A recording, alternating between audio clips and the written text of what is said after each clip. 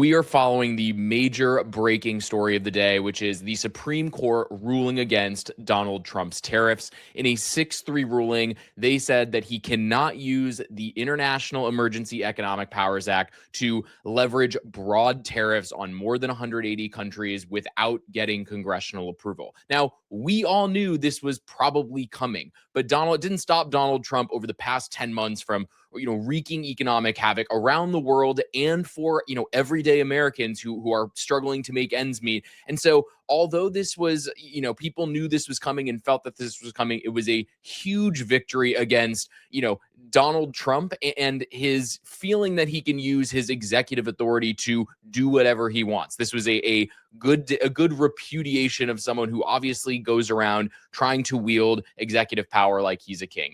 Today shows that there are limits on that. Now, there's a lot to unpack here. The story is going to keep evolving. There are so many repercussions for what happened today, but I just want to start with, watching how the news processed this in real time and what they said, the impact and the gravity of this ruling is. Let's take a look.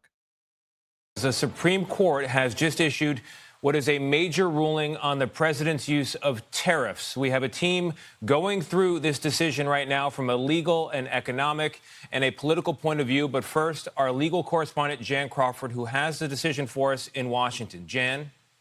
Tony, this decision is 6-3, invalidating President Trump's use of these sweeping tariffs, imposing tariffs on almost every trading partner worldwide.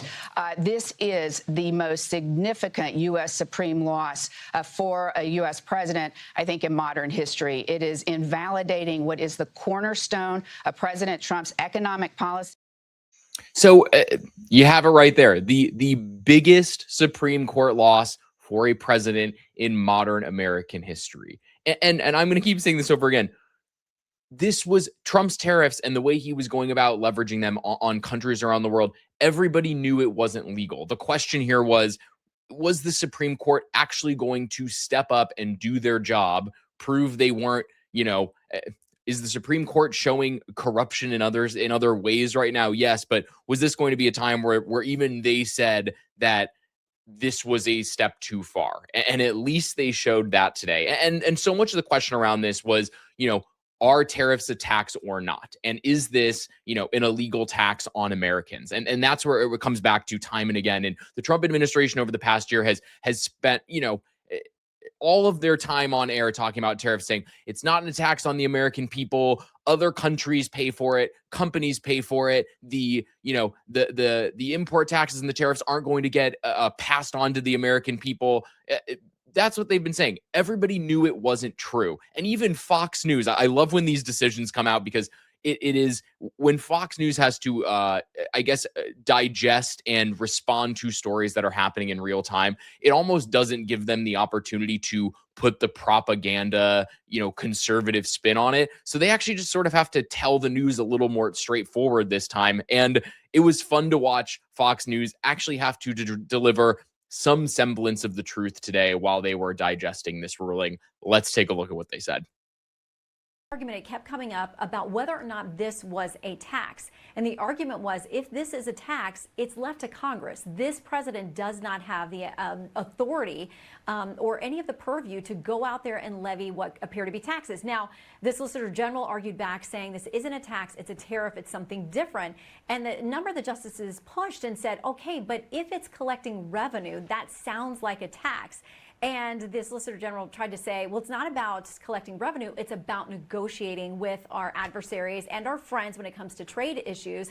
And some on the court pointed out, well, the president's been talking about how much revenue has come in because of these tariffs, making it sound like it's a tax. And that is so important here, is how Donald Trump was basically hoisted by his own petard in this situation because he has been bragging about tariff revenue so much over the past year. We're taking in hundreds of billions of dollars. It's never been seen before. And then he was trying to float the idea of refund checks to Americans, which is just a ridiculous roundabout way to try to pay people back for the economic pain that they're already enduring, as opposed to not putting them through it in the first place. And I think, something that is interesting here is we saw this take place yesterday where Donald Trump was walking around touring a factory to try and brag about how great tariffs have been for business owners in the country without recognizing how harmful it has been to everyday consumers. And I want to play this clip and we'll talk about it on the other side, because I think it is Donald Trump almost betrayed himself by, even though, it obviously didn't impact the Supreme Court decision, but betrayed himself by having this guy talk about what tariffs have done for his business. Let's take a look. Because the tariffs have really been a big difference. It's been a game changer.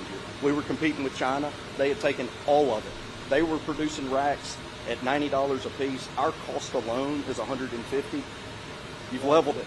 The playing field's back. So when I came in and we did what we had to do to save all these businesses, you went through the roof, right? We did. Our quotes, our orders. We're so busy now, we don't know what to do. And while that's a nice thing for the business that is getting busier, you heard what the man said. They were producing something for $150. China was producing it for $90.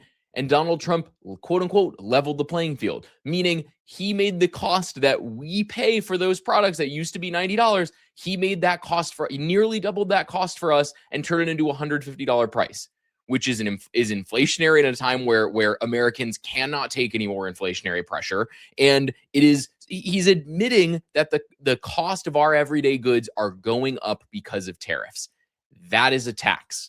If that's the case, as the Supreme Court ruled, Donald Trump has to get permission from Congress to do that. And Congress, obviously, with the Republicans right now, has no interest in doing their job. But the Supreme Court said, guess what? You got to do your job, and you have to be able to authorize these tariffs if the president is going to use them. Now, Fox News is also talking about something that is interesting, which is true, that the Supreme Court brought up in their decision, which is going to potentially cause a huge mess for our economy, which is if businesses are owed refunds, what is this going to look like in terms of the administration having to return, hundreds of billions of dollars of refunds to businesses? Let's see what Fox News had to say about that. Initial reaction from small businesses, a group called We Pay the Tariffs. It's a coalition of 800 small businesses across the country who weren't happy about the tariffs, saying they were the ones paying the brunt of these costs. They just put out a statement saying they're sending immediate letters to the White House and Congress demanding, quote, full, fast, and automatic tariff refunds. So as we're talking about how these refunds are going to work for these tariffs, how messy do you envision this getting? And that is the problem. The Supreme Court even admitted it in their decision. They said, as we acknowledged at oral argument, the refund process is likely to be a mess. And it is. It is something that could take years to figure out. There are different questions about the amount of tariff revenue that has been collected over the past year since Trump started, this trade war.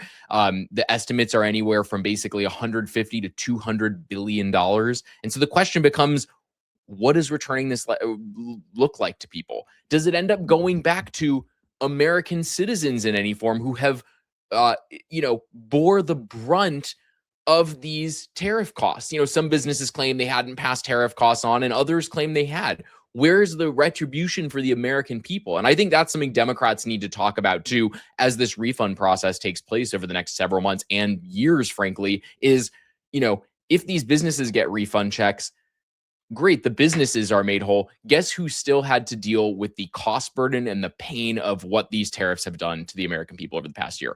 Us. And, I think that is going to be the next question. And there's another question here, too, which is how is the Trump administration going to try to get around this ruling? They've already said they've thought of backup plans. Even Justice Brett Kavanaugh, in his decision, in his dissent, he was one of the three who voted against this. He even said, the president has procedural steps to get around the International Emergency Economic Powers Act. He could use the Trade Expansion Act, the Trade Act of 1974. And so you can already see the conservative justices trying to give the president some sort of an out here. We don't know what the administration's approach is going to be. This is likely to be a first step in what will be a continued battle on this tariff trade war front, unfortunately. But want to be honest with you all here too, that this isn't a perfect book close, everything ends happily. This was a great day in terms of ruling against unchecked presidential economic power and executive authority. And that's really important. But unfortunately, we are still going to have to keep fighting against this in order to make sure that the president's trade war doesn't keep impacting the American people. That's it for me today. If you liked what you saw in this video, throw a like on it. Follow the Demwins Media YouTube channel. Follow me at buildingthebench.substack.com, and we will keep bringing you the news as you need to see it. Thanks for watching and have a great weekend.